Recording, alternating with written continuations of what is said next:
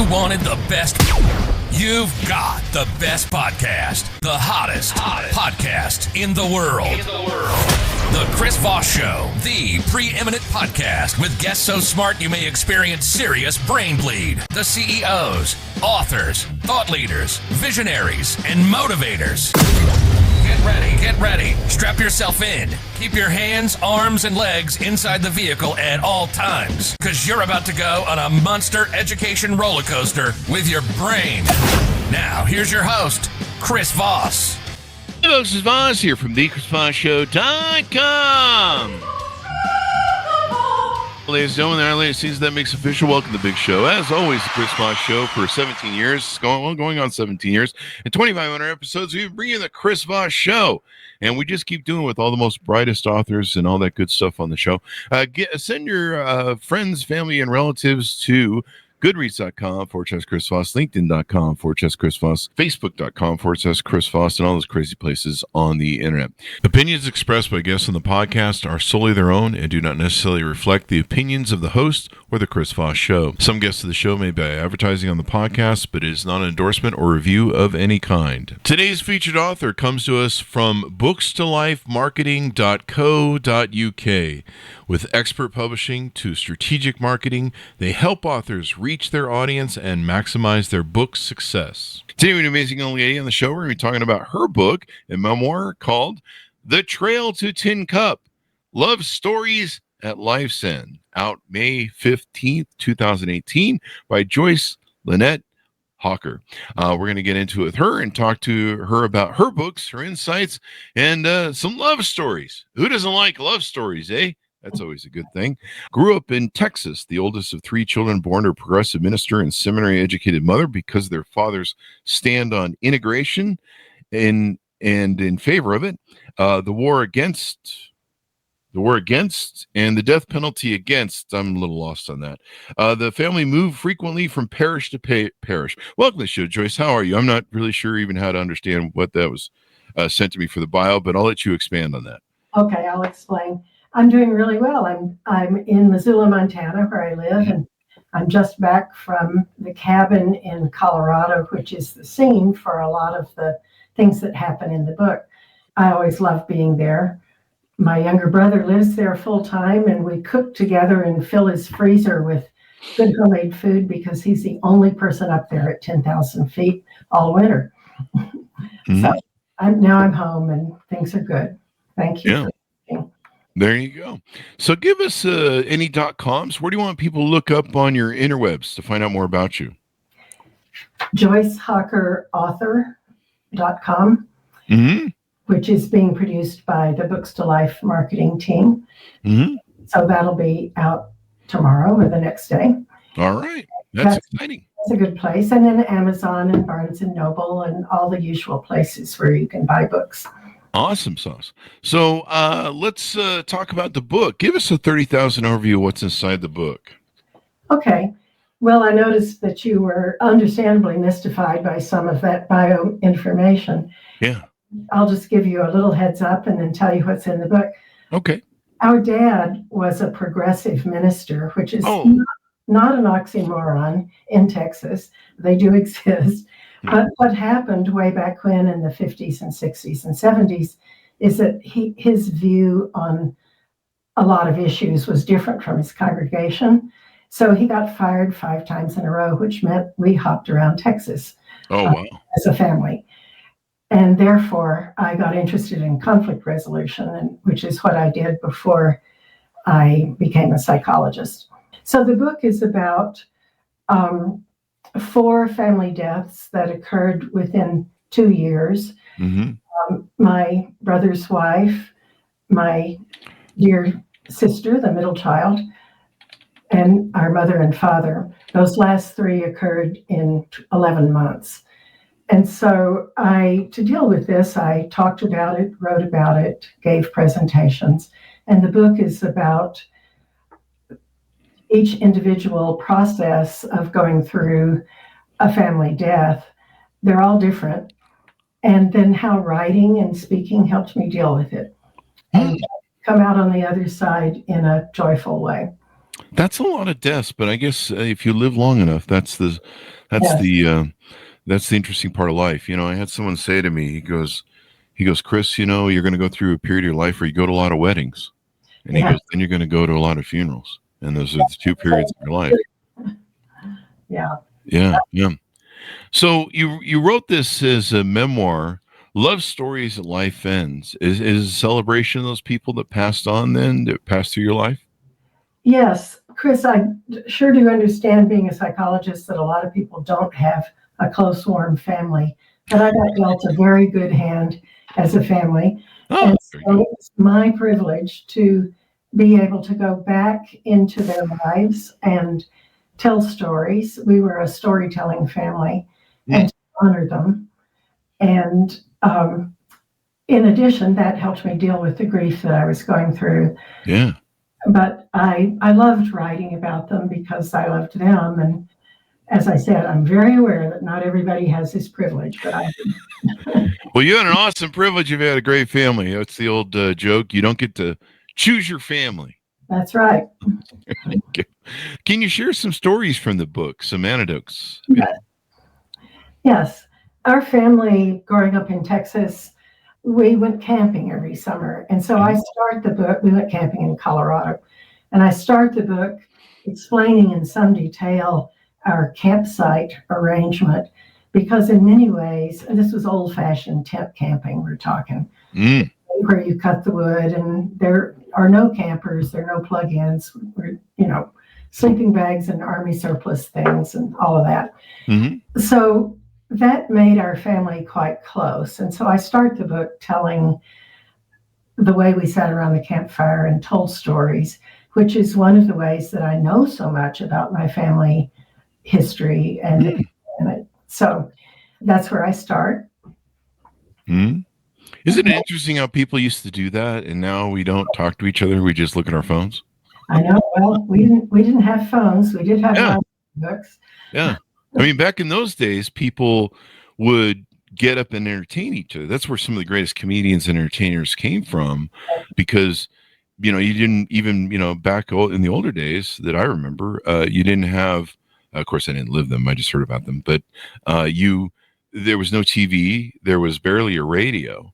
And so what people would do is on, like, I guess, Sundays or whenever they gathered together, they would entertain each other. So they would get up and do stories or sing or mimic, do funny bits or whatever. Some of the greatest comedians came up that way, just learning to entertain the family. And, that's how we communicated. I mean, back in the day, there used to be what they called griots in Africa, who were the verbal historians of the tribe, because they couldn't really write stuff down, or it didn't keep well if they did, in the rainforests and whatever. But there would be like one or two people that would be assigned to be the historian for the tribe, and they would pass their stories on down. I mean, hopefully they had security so they didn't get eaten by a lion, because that would suck.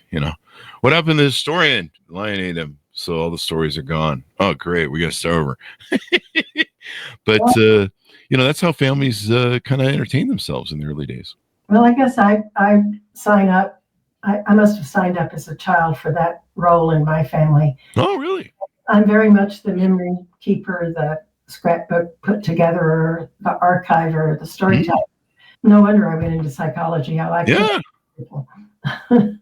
So I've been doing this all my life, I think. I'll tell you another episode. We loved this place in western Colorado, where much later, when my folks retired, they built a cabin. And when my sister and I were little, she was 8 and I was 11, we explored a historic Tincup cemetery. Tincup is an almost ghost town in western Colorado. Oh, really? And so we were bored, and we were, climbing around like kids do. And my little sister sat down on a rail fence and said, when I die, I want to be buried here. I'm 11 years old, so I say, okay. And we go on. Well, it turns out that is, in fact, the plot that my dad bought. Really? Yes, and that's where our family members are buried, right there in that historic cemetery. Wow. I know. And so, what was it like? You're seeing your father as you're growing up, and I remember I had a father who was always getting fired all the time too. He was kind of headstrong, but narcissistic. That might be an understatement. But his way was kind of the highway. But that doesn't work for working for other people. That's why I work for myself. Yes. And I know what it's like to get fired because you kind of have some opposition with the prevailing of leadership authority. You think maybe things can go better. So what was that like dealing with that? Because I would imagine, like me as a child, seeing my father go through that, because I would go to work with my dad. Wow. And it would, I would see his abrasiveness and not getting along. He was a really bad team player. He was like me. He was built to be an entrepreneur. Mm-hmm. And so he did not play well with others, and he was constantly getting fired. And I would, at first I would be like, well, they fired my dad, but then you kind of watch it and you'd be like, you're trying to understand what it meant and why it was a big deal and why whatever. What was it like going through that maybe with your father when you would see him, trying to become a progressive person in the clergy and going through that journey? What was that like in that struggle? Well, Chris, we were fortunate because we kids thought he was right. Okay. And we admired him. He was not narcissistic. He was. Got lucky. I know. Believe me, I know. Oh, that's true. You've probably seen a few in your time of service. Not too many narcissists kind of stay in therapy, let me tell you. But you asked how it was, and moving as a child and a high schooler was difficult. Yeah, that's always a challenge. That was hard. I moved in the middle of my sophomore year, and then again right before my junior year. And so it was hard to make new friends, but I still think it was the right thing to do. So I don't have any animosity. Mm-hmm. So we were a close family. Well, that's good. It's interesting how in those, I want to say older days, maybe I should say better time, when we weren't looking into phones and ignoring each other and being so disconnected like we are now, you had that family unit that you could rely on, that you could build with. You kind of had your back if everything went bad. And that was really important. How many siblings were in your family? Well, there were three of us. I'm the oldest. Our middle sister Janice died in 2004. Mm-hmm. And then my younger brother Ed now lives in the family cabin in Colorado. Mm. Three of us, two of us left. Janice and I both got a PhD in communication and were professors of communication. Mm. So we were very close friends, very, very much alike, although she was a little tiny blonde. When she had her first job at UCLA, she couldn't see over the lectern, and so she had to stand off to the side. And she said, "You may not believe this, but I'm your professor." And they're like, where is she? Right. I can't see her behind the lectern. That's right. We were very close. My brother and I got much closer together after going through the deaths of all four of these people. Wow. Because we were together for three of the four. And you had a close-knit family that was, relying on each other. We did. Mm-hmm. We lived in different places. Yes. Mm-hmm. How did technology and some of the things that evolved through life, did you guys all move apart like a lot of people did in the sort of Levittown expansion, where we kind of went from these close-knit families that would usually live in proximity to each other, they kind of scattered throughout America. Was that the case with your family, and how'd you guys deal with it? We did scatter, but we stayed close. Mm-hmm. I'm sure you remember cassette tapes. Back in the 70s and 80s, we actually would do round robin tapes. Oh. We'd talk to each other that way, and we were always on the phone. And then we would get together whenever we could. So we stayed close. Now, what are round robin tapes? That is interesting. Somebody would talk, like I'd talk from Missoula, and then I'd mail it to Arkansas or Janice. The cassettes.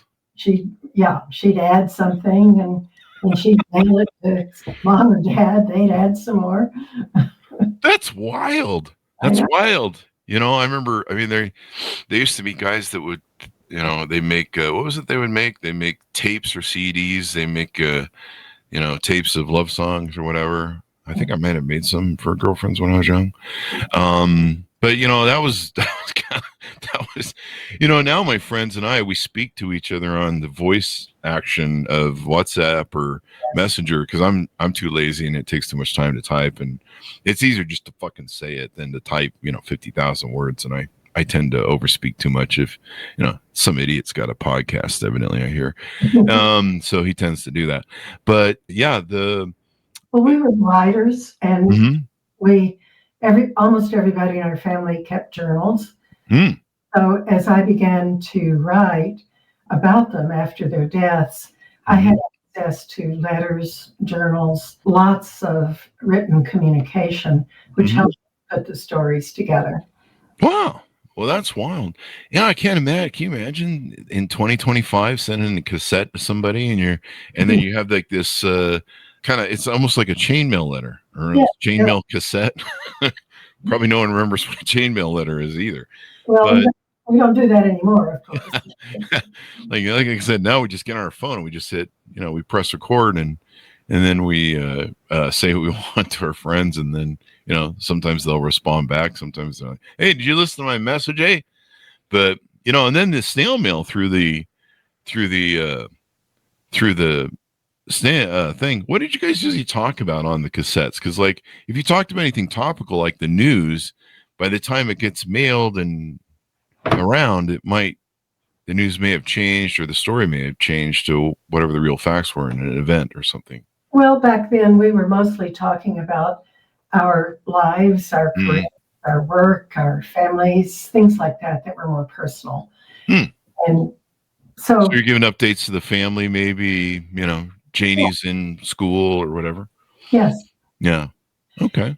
So when it came time for me to write this book, what helped me was a bunch of my colleagues in the National Communication Association, because I told you I was a professor before I was a psychologist. Mm-hmm.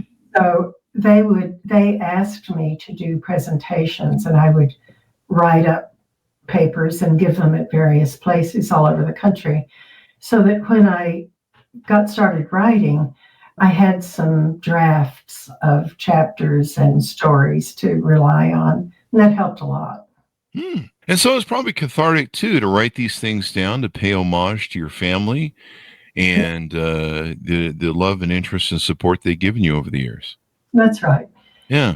And I imagine, some of the things we've talked about, passing around family cassettes and stuff. I just love that idea. Maybe we should start doing that again. Maybe we should bring that back. Maybe that should, some Silicon Valley company will be like, yeah, let's bring that back and we'll do an app or something. Maybe they'll make an app that somehow does the same thing. But I just think it's wonderful. And you really look at maybe how that built the quality of a family or kept a family together as opposed to what we have now. Because nowadays you're just, like some people, maybe they might be named Chris Voss, just send TikToks to people. And that's like not very intimate. Well, my second career is as a clinical psychologist. So that means I sit and listen to people during the day. Mm-hmm. So conversation is really important to me. And I'm glad I had that family background and communication background, because now I still remain fascinated by people and their stories. I love listening. Yeah. So. Sounds like you're a story collector like I am. I love people's stories. I like listening to their journeys, their experience of life. I'm sick of mine. I had to live it and I'm over it. So I kind of enjoy other people's stories and their lives better than I do mine. I'm like, whatever. I know how mine ended up. I know my stories ended, but I enjoy listening to people's stories. And also it's interesting, why people make the choices they make, why people do the things they do, why they took a turn left when maybe they should have turned right, but then they owned it and went with it. It's really interesting, the choices people make in life, how they live their lives, and sometimes how it comes out in the end. And you kind of realize there's no perfect way to do life. Like I used to be trying when I was young. I was like, okay, so what's the perfect trajectory shoot through life on. And there really is none. It's life is like a giant catalog, and you just kind of pick what the lane you want and try and make the best of it, I suppose. Well, after writing about these deaths and going back into people's lives, I think the one thing I would say that life is about is love. Great comeback, and bring it right back to the book. Yeah. And because it is love stories. And I don't think I showed you a picture of the book. Should I show you a picture? Yeah, go ahead. Okay, there it is, The Trail to Tincup. Mm-hmm. And my husband helped me come up with the Love Stories at Life's End tagline, because he said, that's really what you all did. You told stories and you loved each other. Yeah. I really appreciated him coming up with that idea. Yeah. And the Trail to Tincup is a metaphor for that family cabin and all the time we spent in Colorado talking with each other. Mm-hmm. My mother decided, because she knew she was dying, that she wanted to go to the cabin to die. And my brother and I and father took care of her there. There was no hospice available. We were in the wilderness. So I call that a home death, the way people used to have. And that's what she wanted to do. So yeah. And that's important too. I think people feel comfortable passing their home. I would never want to. I'm not putting shame on anybody who does, but I don't think it'd be preferred to die in the icy coldness of a hospital, with wires poking out of you and all that stuff. I mean, I think if I ever reach that point, or I'd like to think if I ever reach that point, I don't know how conscious I'll be to make that decision, but most people would like to pass at home. They want to be where they're comfortable, especially the food's better at home than the hospital food, I hear. But I'm sorry. Go ahead. When my sister was in her last days, and we only had 5 weeks from diagnosis to death for her, because it was brain cancer. Oh, no. She was a brilliant writer. But anyway, a group of people gathered in her home with her husband in Fayetteville, Arkansas, where she was a professor. We called it the Divine Ensemble. Everybody had a role. Everybody had something to do. And there were 5 or 6 of us who were there during her passing days. And it was a wonderful experience to be cooperative and collaborative in that way. Yeah. Yeah. And probably, really, I mean, that's the support of having the family around you. Yes. Right. And all that stuff. So what are some lessons that you think people will take away from the book? The importance of family, maybe the importance of communication. What do you think the lessons are that people will find? I hope some people feel less alone when they're going through grief experiences, because everybody experiences it differently. It's not the same. And it takes the time it takes. I hope people realize that you can't go lockstep through stages. That's not the way it works. And sadness passes, and we feel what we feel. And it helped me a great deal to set up places where I could remember people. I'd put up their pictures or certain objects. Oh, really? Yes. And that was very helpful. A way to kind of ground the grief, have a tangible place to put it. Yeah. Yeah. So I did that. I think also, I hope people feel comfortable talking about death more than we sometimes do in our culture. We sometimes try to just pass it off, or people will say, well, how are you doing? Are you feeling better? And a lot of times the answer is, no, I'm not feeling better at all. Thank you very much. But it's kind of rude to say that. So we need to be more comfortable talking about what we're actually going through when people we love die. Yeah. I guess that would come down to some communication too, maybe a little bit. Sure. I think it's important to not ask people how they're doing, but to say something a little more like, I'm thinking about you. Is there anything you can tell me about what you've been experiencing? I'm interested. Because if you ask a yes/no question, people feel pushed to say, oh, I'm doing okay, I guess. Yeah. And it's not very authentic. Yeah, and it's hard to, sometimes someone will ask how you're doing, you'll go ahead and tell them, and you're like, well, I didn't really want to know. I just was giving you that, that sort of offhand or whatever you call it, greeting, knee-jerk greeting, but I didn't really care to know. I just was pretending. And you'll tell them, what's going on. They're just like, yeah, I didn't really want that amount of information, but it's kind of interesting how that works sometimes. I had one wonderful experience with a woman who's an indigenous person from Montana. And I met her at somebody's retirement party at the university, and we talked for a while, and she was very real, and I felt like I could be real with her. And she said, do you mind if I do something? And I said, no. And she said, I want to get all of these things away from you that are stuck to you. I didn't know this person. She's a famous writer. I won't say her name right now. But she said, you're surrounded by ghosts that you think are real, but they're really absences. And I'd like to get those away from you so that you can live your life. It's an amazing experience. I wrote about it. And that's in the book? Yes. And then I think you have another book too that we want to plug away at. Tell us about that one.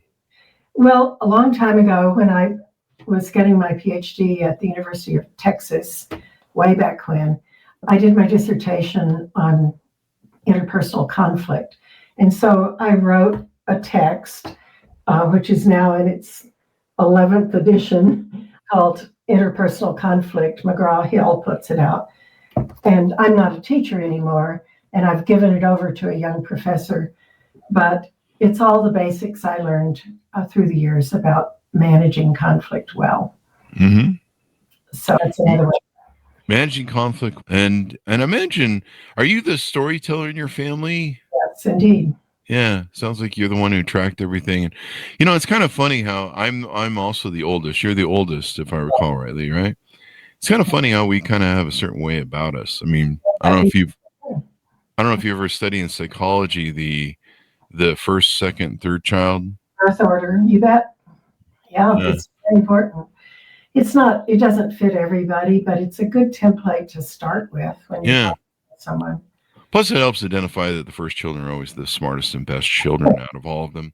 Like I tell my siblings, I scraped all the good stuff out of the womb, and I don't know, I left some wrappers or something behind for them. We used to tease each other about who was smartest, and we finally thought, okay, we all are, so it doesn't matter.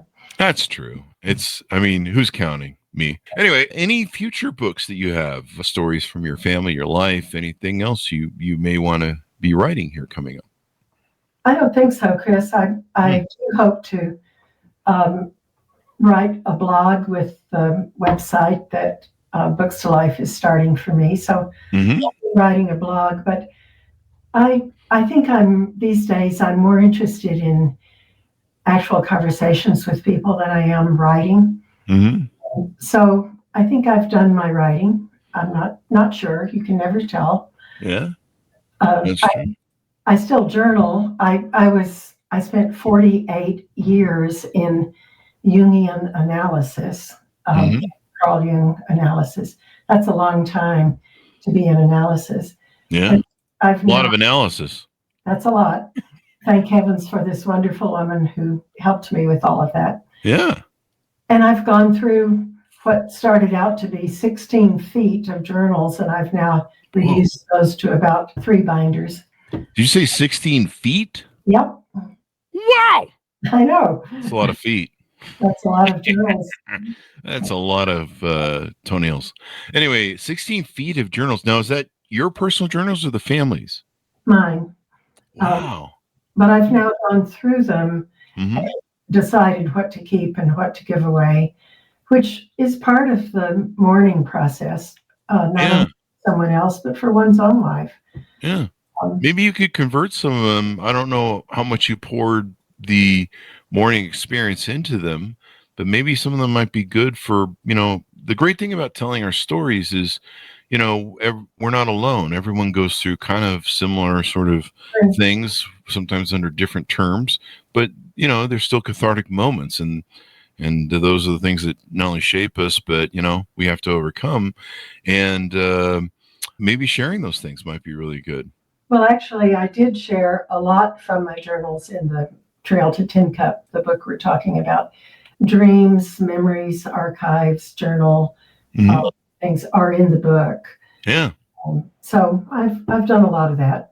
Maybe you could do a book on each person from your family and profile them and homage them.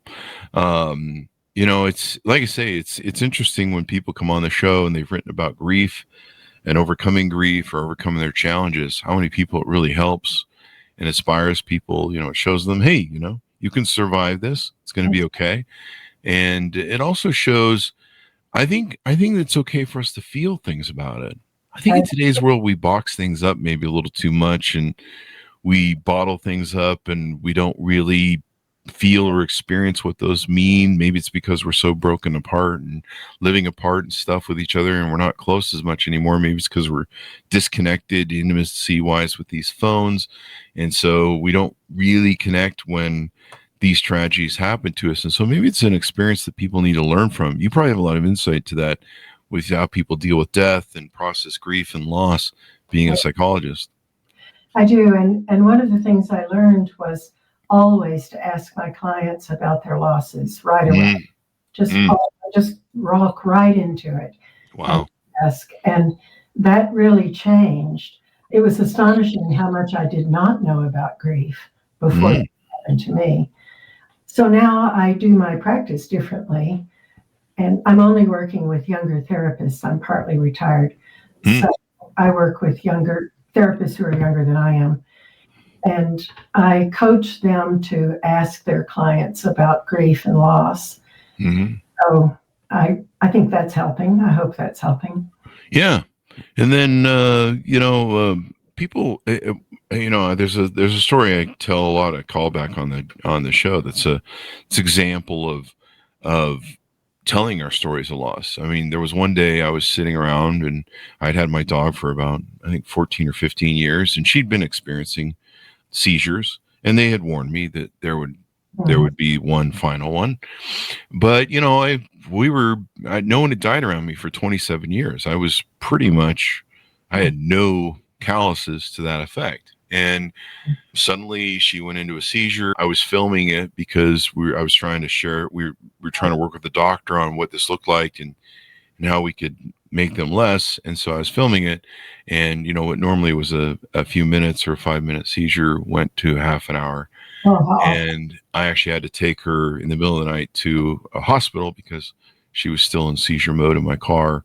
And it was a hellish experience. And so I came back and put down a bottle of vodka and started writing out my feelings and my experience, and kind of an homage to her as well, of what it felt like. And it was really raw because it was in the moment still. It was the first time I went home without my dog. Yes. And so I wrote about it. I remember sitting there for a half an hour, maybe 40 minutes, just going, this is really raw. This is really too personal to share. This is, who cares about my little, problems on my little side of the world? Boo-hoo. I just felt like it was way too personal and no one would give a shit. People would just kind of be like, Jesus, dude, that was a little bit much. And it was, I was sharing something I personally felt. And, after a while I had enough vodka and it was time to crash, and I was crashing, and I'm just like, fuck it. And I pressed send, and I think I pulled it back, and then I pressed send again. And I woke up in the morning with just this flood of calls and outpouring of love. And I'm not surprised. Yeah. And by sharing how I felt, I had people crying and upset, and they were writing, geez, I never processed the loss of my father, the loss of my family member. I never had processed. I never had got closure with my dog dying. I never dealt with it. I just packed it away. And you've opened that vein for me and helped me bleed it out to where I can finally get closure. Right. And it's still, some people come up to me now, what is it, 10 years later, 11 years later, and they'll say, hey, your post that you did helped me. And so that really was a powerful lesson for me, that telling our stories, sharing our stories, even though they're not all, they don't always end well. I mean, No, that's important. And we help each other. We feel what we feel, and the more we can acknowledge that and not hide it, the better. Yeah. And one other really important thing I've learned is that every experience of grief opens up the past experiences that we've had. And so if someone dies, or if we lose a beloved pet, it kind of opens, like you said, it opens the current to all the other grief. Mm-hmm. So it never really goes away. I've come to think of it as grief gets braided into life. It's not like we get over it. It gets braided into life, and we go on with our lives, but we still feel the grief. Yeah. Yeah. It's a part of life, Yes. I mean, sometimes you have to celebrate it. I mean, there's some people that like, hey, when I die, throw a party, celebrate my life, don't celebrate the fact that I'm gone, celebrate what I did. It takes a moment to be gone. It takes a lifetime to celebrate a life. And I think I would want people to do the same thing. Have a party, get drunk, do some blow and hookers, and have yourself some fun. Way, but we're all different. Something like that. I don't know. Don't do the blow, folks. That's bad. And pick your poisons. But, to celebrate a life, hey, when people pass, instead of fretting over maybe, the end, fret over the parts that they were the most glorious, that they were the most celebrated parts of that person's life when they were at their best.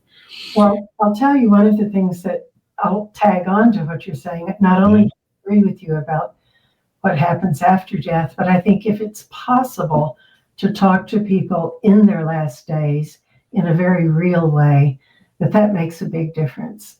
Yeah. I was able to have conversations with my mother that changed, with an empathic connection to her, changed a lot about how I had felt about her and experienced her. I talked with my dad. There's a lot of writing about what to say at the end of life, and it's basically, I love you, thank you, please forgive me, I forgive you, and goodbye. Yeah. And I wanted us to do that with everybody. I did that with my father because maybe I learned from my dog going that, it's not like we were going to have a conversation or anything, but I learned there were things that I felt like I got robbed of, that I didn't get to spend time or all that stuff. And so when my father, we had a contentious relationship most all of my life. Mm-hmm. And he was very religious and I was not, and he couldn't never let that go for most of my life. We had a tough relationship as a father and a son. And I think his narcissism and probably a little bit of my narcissism, we battled each other sometimes like kings. And, his way was always it was either his way or the highway. And there you reach a certain age where that doesn't work for me anymore. Mm-hmm. And so we had a contentious life, but at the end, I think this is important. I sat down with him and I said, let's clear all of the decks. He was having strokes and heart attacks and always in and out of the hospital. And it was clear, where the path was heading. And so I sat down with him, and then he was starting to get dementia and repeat things every day. And so I sat down with him and we cleared the decks. And, I remember asking him, is there anything, unresolved that we need to do in our relationship? And that was really good for, I think, him and me. In the end, he tried to understand me a lot more. He gone to a psychiatrist a few years before and understand his narcissism and understand how emotionally disconnected he'd been. He apologized for it. And then he went right back into it. It's hard to change. It's hard to change. But he got better as he got older a little bit. But it was what it was. And but being able to sit down with him, clear the decks, I think your concept there of being able to sit down with someone at the end of life. And sometimes it's better not to wait till then, because sometimes you don't get that moment. Sometimes, a car accident takes someone away immediately or something along that, something tragic, So sometimes you don't get time, and that's something to remember. Well, that happened in our family. The first death was my husband's sweetheart. I'm sorry, my brother's sweetheart. And I was going to say. That was... I guess I'm thinking about Gary, but I'm trying to talk about my brother Ed. Uh-huh. So Ed married his sweetheart Diane in the hospital. Mom and Dad came. He knew she was dying, and she died a month later in his arms. But what was so meaningful was that the whole family supported their decision to marry, even though my brother knew that she was leaving. Mm. So that was a very unusual situation, and they didn't get a chance to talk about much at all because she was still fighting it and didn't want to think that she was dying. But she was. But with the other members, we had more time to sort things out. It's always different. Every death is different. Yeah. Every death is different. And, you want to reconcile before these things. I live in a family that's still in the cult, and they feel that they have all of eternity and afterlife to resolve these issues. I remember calling some of my family members and saying, Dad's going. You should probably settle up business and clear all the decks before he goes, because you're not going to be able to have these conversations after. And I found that they're quite healing for me. Yes. And they just refused. And they just felt like, maybe we'll talk about it in the afterlife. That's really great, but what if you're wrong? You may want to. And the other thing is too is, I've lived 10 years without my father. I'm glad we had those conversations. They settled a lot of business for me. And it was healing for him too to go through it at the time. I think it was important for him to see that I still cared and loved him in spite of it all, and that there was always hope. And that's the great thing about human beings, is their adulation with hope and everything else. So as we go out, give people your final thoughts and pitch out to order up your book. Go to your .com and get to know you better and see what you come up with in the future. Okay, well, I hope that people listening will experience both the grief and the joy that comes from living so close to life and death, because those go together. At least I found that. And I hope that people will feel less alone. You can find my books at joycehockerauthor.com and on Amazon, Barnes & Noble, and all the usual places. And I'd like to hear from you. I'd really love to hear from you. I enjoy being in conversation with people who read my books. Feel free. And they can reach out to you on your website that's being put up now. It should be up by the time we publish the article. So it's been wonderful to have you on, and thank you so much for sharing your story, Joyce. These stories are so important. We need to take more time to think about them and to care about our loved ones, communicate with them, and make sure everyone's okay. Maybe we need to start that cassette business again. Pass around, pay it forward cassette, or some modern version of it. So put it on an app. Thanks for having me. Yes, I enjoyed it. Yeah, but you still have to have the pencil to swirl the cassette to rewind it. You still got to do that somehow. Well, maybe we should let that technology. I think it was the Bic pen you would have to use. Yeah. And you're like, where's my Bic pen? I've got to rewind this cassette. I listen to it's stuck in the middle. I want it back to the front. You spend like half an hour going like this, walking down the street. I didn't get a chance to tell you this, but for about 10 years, I taught writing your life in our adult education. Oh, wow. University of Montana. And I loved helping people write about their lives. That was very rewarding. So I hope people will do that when they feel kind in all the ways that you and I've talked about tonight. A lot of successful people keep a journal. You kept 16 feet, was it? Yeah. I kept a journal from the time I was about 21. Wow. Yeah, I mean, you're used to writing a lot. I bet there's a lot of still great stories in there that you could share, and stories about loss and people's, how people live their life. And, it's so interesting. We get stuck a lot of times as human beings where we feel kind of like life's kicking us in the butt, or some sort of experiences, badgering us, and we feel isolated and alone. And the great thing about these stories, the Chris Voss Show and books like yours, is they share stories that remind us that we're not alone. That's right. And that sometimes talking about our stories, sometimes sharing them, is the most important things we can do, because inside of them, they have blueprints on survival and hope. And so when you can lose all hope, you can read someone else's story and go, oh, it's going to be okay. Right. Because we're all humans together, and we're all going to share birth and life and death. Yeah. And so it's a good thing to read and talk about. Yeah, most definitely. Healing.